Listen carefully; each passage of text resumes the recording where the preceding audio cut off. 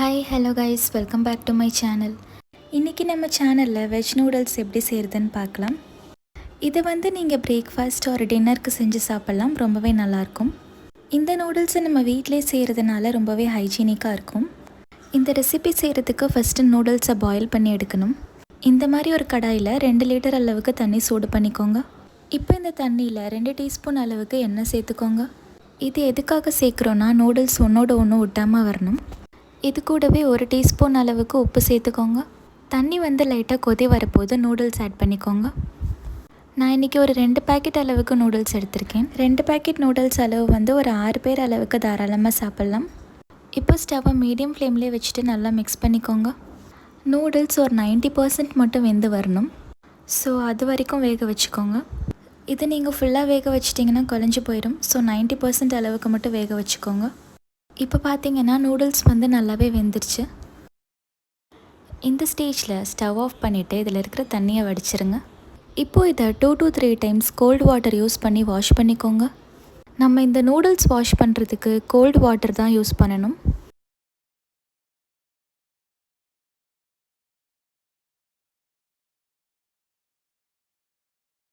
இப்போ இதை நான் 3 டைம்ஸ் வாஷ் பண்ணி எடுத்திருக்கேன். ஒரு 2 பிளேட்டில் இதை செப்ரேட் பண்ணி வச்சுக்கோங்க. இதை நம்ம ஸ்ப்ரெட் பண்ணி வச்சா தான் நல்லா உதிரி உதிரியாக வரும். இப்போ ஒரு பேனில் 2 டேபிள் ஸ்பூன் அளவுக்கு ஆயில் சேர்த்துக்கோங்க. எண்ணெய் காஞ்சதும் இதில் 2 பச்சை மிளகாய் குட்டி குட்டியாக கட் பண்ணி சேர்த்துக்கோங்க. இப்போது 1.5 டீஸ்பூன் அளவுக்கு இஞ்சி பூண்டு பேஸ்ட்டு சேர்த்துக்கோங்க.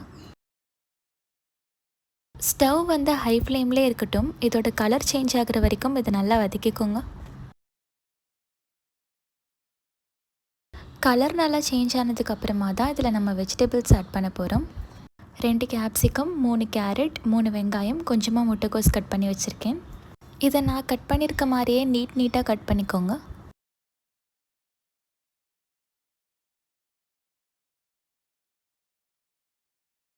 இப்போ பார்த்தீங்கன்னா இது நல்லாவே கலர் சேஞ்ச் ஆகியிருக்கு. இந்த ஸ்டேஜில் நம்ம கட் பண்ணி வச்சுருக்க வெஜிடபிள்ஸ் ஆட் பண்ணிக்கலாம்.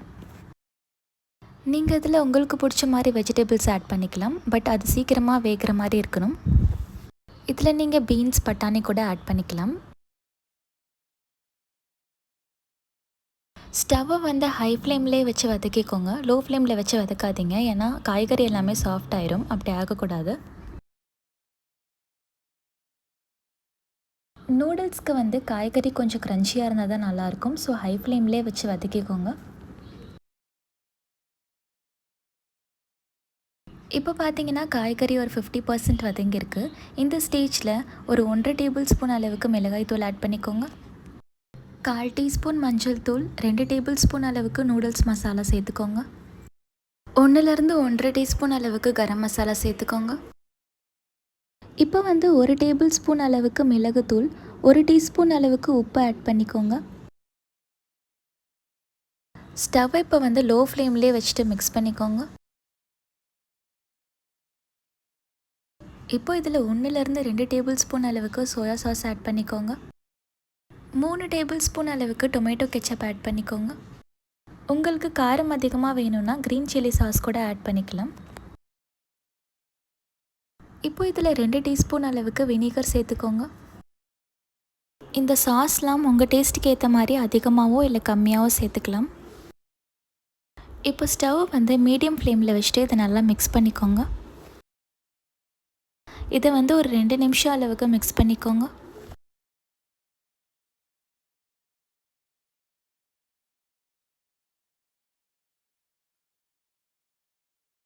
இப்போ பார்த்தீங்கன்னா அது நல்லாவே வெந்துருச்சு. இந்த ஸ்டேஜில் நம்ம வேக வச்சுருக்க நூடுல்ஸ் இதில் ஆட் பண்ணிக்கலாம்.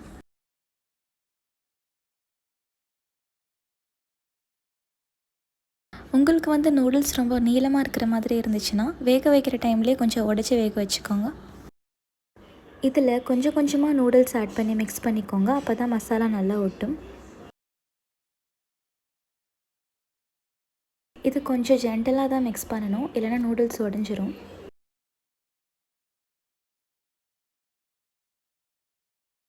இதே மாதிரி அடியிலேருந்து எடுத்து மிக்ஸ் பண்ணிக்கோங்க. அப்போ தான் மசாலா நூடுல்ஸோட நல்லா மிக்ஸ் ஆகும்.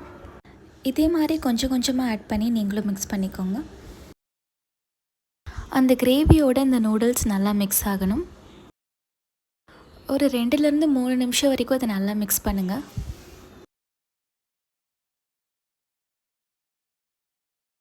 இப்போ பார்த்தீங்கன்னா நம்ம நல்லா மிக்ஸ் பண்ணியாச்சு. இந்த ஸ்டேஜில் ஸ்டவ் ஆஃப் பண்ணிக்கலாம்.